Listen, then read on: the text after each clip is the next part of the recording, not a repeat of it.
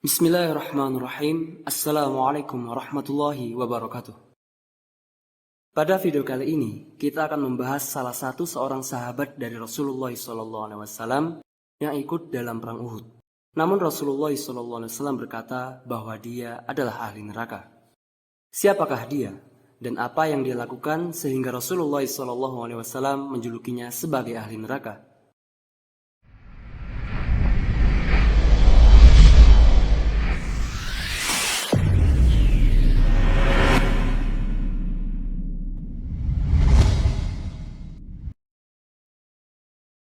Pada saat perang Uhud, di tengah pasukan muslim, ada seorang munafik yang ikut bergabung dalam pasukan. Dia bernama Kusman. Pada awalnya, ia tidak mau ikut bersama rombongan pasukan muslim, karena ia sakit hati atas ucapan Rasulullah SAW bahwa ia adalah ahli neraka. Karena itulah ia diam saja di rumah saat kaum muslimin pergi untuk berperang. Keesokan harinya, setelah keberangkatan kaum muslim, beberapa perempuan Bani Zafar menemuinya lalu mencela dan mengancamnya.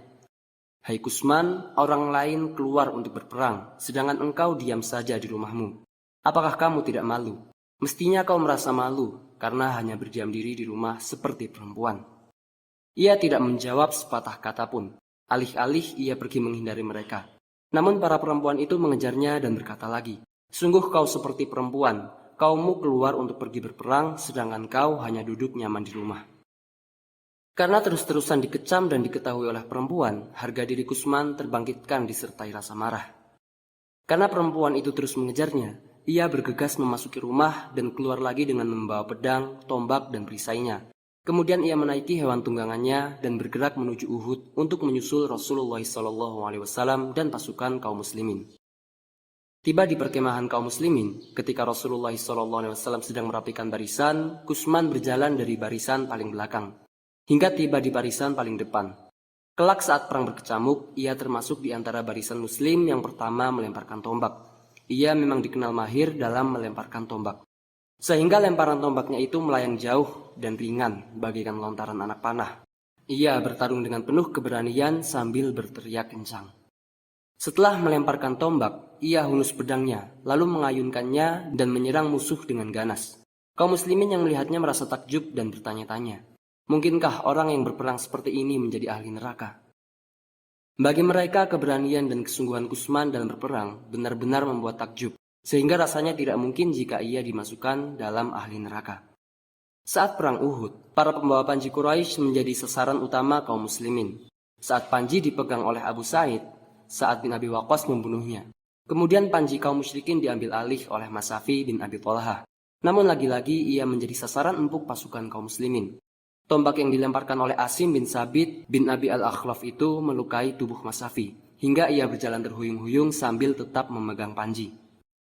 Karena Masafi tak sanggup lagi berdiri, panji Quraisy dibawa oleh saudaranya, yaitu Al-Haris bin Thalhah. Namun lagi-lagi Asim menyerangnya dan berhasil membunuhnya. Panji kaum musyrikin kemudian dibawa oleh saudaranya Masafi dan Al-Haris, yaitu Kilab bin Abi Thalhah yang akhirnya tewas dibunuh oleh Kusman. Ketika itulah kaum muslimin semakin merasa takjub.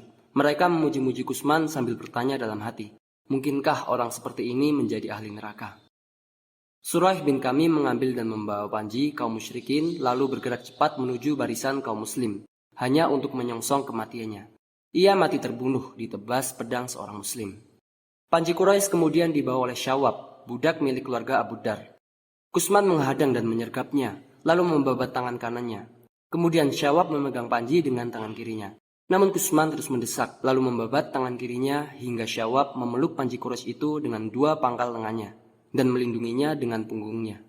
Syawab berteriak, "Wahai Bani Abu Dar, apakah kalian akan menyerah?"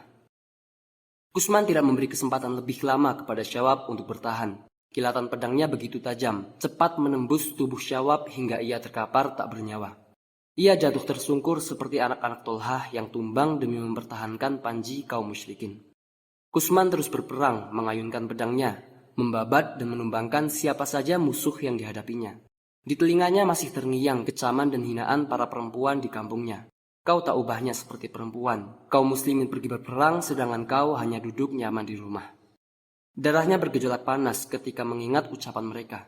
Ia ingin membuktikan kepada semua orang bahwa ia adalah lelaki sejati, lelaki pemberani, dan juga petarung yang tangguh. Tak seorang pun boleh menyebutnya sebagai perempuan, dan ia benar-benar menunjukkan keberaniannya. Telah banyak kaum Quraisy yang tumbang di tangannya. Ia terus bergerak lincah, menembus barisan kaum musyrikin dan membabat seluruh musuh yang ditemuinya. Suara kaum perempuan di kampungnya itu terus terngiang-ngiang seakan-akan tak pernah lenyap dari gendang telinganya. Ucapan mereka itu menjadi minyak yang menyalakan semangat perangnya. Ketika kaum muslim merasa kemenangannya telah mereka genggam, mereka sibuk mengumpulkan apapun yang mereka temukan di medan peperangan. Sementara Kusman masih terus menyerang kaum Quraisy. Pedang Kusman patah setelah ia berperang cukup lama, sehingga ia berteriak, kematian lebih baik daripada kabur di medan perang. Wahai orang Aus, bertarunglah kalian sampai mati dan lakukan seperti yang aku lakukan. Kemudian ia berlari cepat menyerbu pasukan kaum musyrikin. Kaum muslimin yang melihatnya pun berkata, ia pasti terbunuh. Namun tak lama kemudian, ia terlihat keluar lagi dari barisan musyrik dan berteriak, hadapilah aku orang Zafari. Lalu ia kembali lompat dan menyerbu barisan kaum musyrikin. Kaum muslim yang melihatnya berkata lagi, ia pasti terbunuh kali ini. Tetapi tak lama kemudian, ia muncul dan berteriak, hadapilah aku orang Zafari. Tak lama berselang, Ka'ab bin Malik yang mendapatkan luka cukup serius ketika pasukan Quraisy menyerang balik, melihat Kusman keluar lagi dari barisan orang musyrik. Kemudian Kusman dihadang Kalib al-Alam al-Qaili. Keduanya bertarung, dan Kusman masih terlalu tangguh bagi Kalib. Tidak butuh waktu lama, Kusman menebaskan pedangnya, membabat leher Kalib hingga ia jatuh terkapar. Sebelum Kusman membunuhnya, Kalib al-Alam al-Qaili menyerang kaum muslim sambil berteriak, kumpulkanlah mereka sebagaimana kalian mengumpulkan kambing gembalaan. Kalib al-Alam al-Qaili yang mengenakan baju zirah dan helm perang berteriak lagi, wahai Quraisy, janganlah kalian membunuh Muhammad. Tangkap dan tawanlah ia hingga kita mengetahui apa yang bisa ia lakukan. Namun kemudian ia dibunuh oleh Kusman. Setelah membunuh Kalib al-Alam al-Qaili, Kusman mengambil pedangnya lalu beranjak pergi. Lalu ia melihat seorang penunggang kuda Quraisy yang wajahnya tidak terlihat kecuali kedua matanya. Kusman loncat menyerang dan menyempitkan pedangnya, hingga penunggang kuda itu pun jatuh tersungkur. Ternyata orang itu adalah Al-Walid bin Al-As bin Hisham al-Makhzumi. Saat pasukan muslim mulai merapikan lagi barisannya setelah dilanda kepanikan akibat serangan balik kaum Quraisy yang menghancurkan mereka, Kusman masih bertarung. Ia mengayunkan pedangnya ke setiap musuh. Hingga saat itu ia telah membunuh 7 orang Quraisy dan ia sendiri mendapatkan cukup banyak luka. Ketika pasukan muslim mulai merapikan barisan, Kusman bertemu dengan Qatadah bin An-Nu'man yang menyapanya dan berkata, hai Abu Al-Ghaidak. Kusman berkata, iya, ini aku. Qatadah bin An-Nu'man berkata, kuucapkan selamat kepadamu karena kau mendapatkan kesyahidan. Kusman berkata, demi Allah, aku berperang bukan karena agama, tapi aku berperang semata-mata demi harga diriku. Ketika Quraisy datang menyerang, aku menghadapinya. Suara Kusman mulai melemah dan terbata-bata. Beberapa luka di tubuhnya mengalirkan darah hingga wajahnya terlihat pucat. Semakin lama wajahnya meringis menahan rasa sakit yang hebat. Akhirnya, karena merasa tak tahan lagi, Kusman mengambil sebatang anak panah lalu menusukkan ke badannya sendiri dengan anak panah itu. Lalu ia pun mati karena bunuh diri. Jadi benarlah ucapan Rasulullah SAW ketika berbicara tentang Kusman bahwa ia adalah ahli neraka. Dan inilah sedikit kisah tentang Kusman, salah seorang yang bertarung di medan peperangan, namun dia tidak mendapatkan kesyahidan. Bahkan dia malah menjadi ahli neraka atas kesalahannya. Dan mudah-mudahan dari video ini kita bisa mengambil pelajaran dan juga hikmah. Dan juga mudah-mudahan video ini bermanfaat bagi kita semua. Amin ya robbal alamin. Wallahu ta'ala alam. Wassallallahu wassalam wa baraka ala sayyidina Muhammad wa ala alihi wa sahbihi ajma'in. Wassalamualaikum warahmatullahi wabarakatuh.